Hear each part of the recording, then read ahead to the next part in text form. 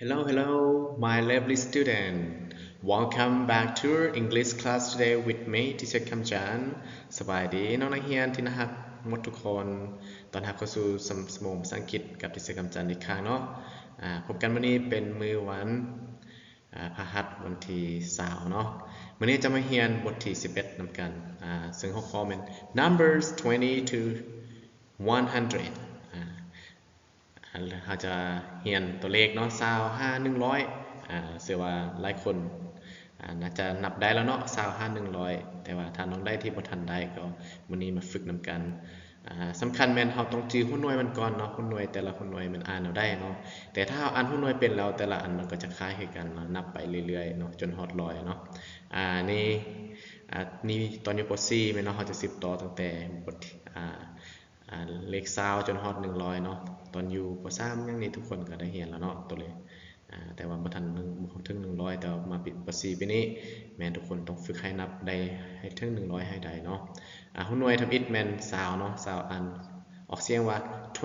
20เวลาว่าไว้จะเป็น203แม่น30เนาะ30บ่ต้องไปลงกับ13เด้อ13แม่น13เนาะต้องเน้นสำคัญเนาะ30กับ13มันจะคล้ายกันเนาะ40มัน40ส่วน14มัน14นะจะต่างกันฉะนั้นทุกคนต้องเน้นหุ้นหน่วยมันเป็น50 50 60 60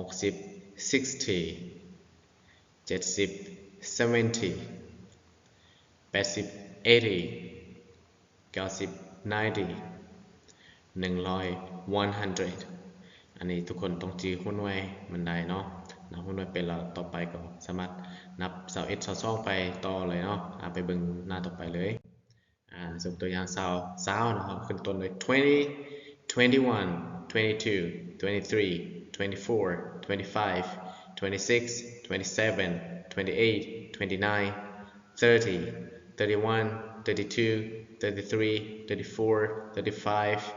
36 37 38 39 40 41 42 43 44 45 46 47 48 49 50 51 52 53 54 55 56 57 58 59 60นับต่อไปเลยเนาะมันจะนับคล้ายกันแบบนี้ไปเรื่อยสำคัญแมนคือในครูบอกว่าต้องอ่านหุ้นหน่วยมันเป็นเนาะ30 40จนฮอด100เนาะต่อไปก็อ่านแบบนี้สำหรับบทเรียนในวันนี้ก็มีเพียงสำเนียงเนาะฉะนั้นทุกคนต้องไปฝึกอ่าน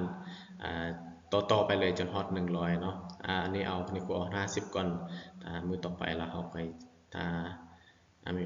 สมองต่อไปเขาจะมาฝึกอ่านฮอด100ให้มันได้เนาะเวียกบ้านแม่นในครูมอบให้ทุกคนไปฝึกเขียนพร้อมเลยเนาะฝึกอ่านแล้วก็ฝึกเขียนให้มันเป็นเนาะถ้าอ่านเป็นแต่เขียนบ่เป็นก็อันนี้ก็ยังบ่ทันได้เทื่อเนาะฉะนั้นทุกคนต้องฝึกเขียนให้เป็นเด้อโอเคมื้อนี้ขอให้ทุกคนนอนหลับฝันดี goodbye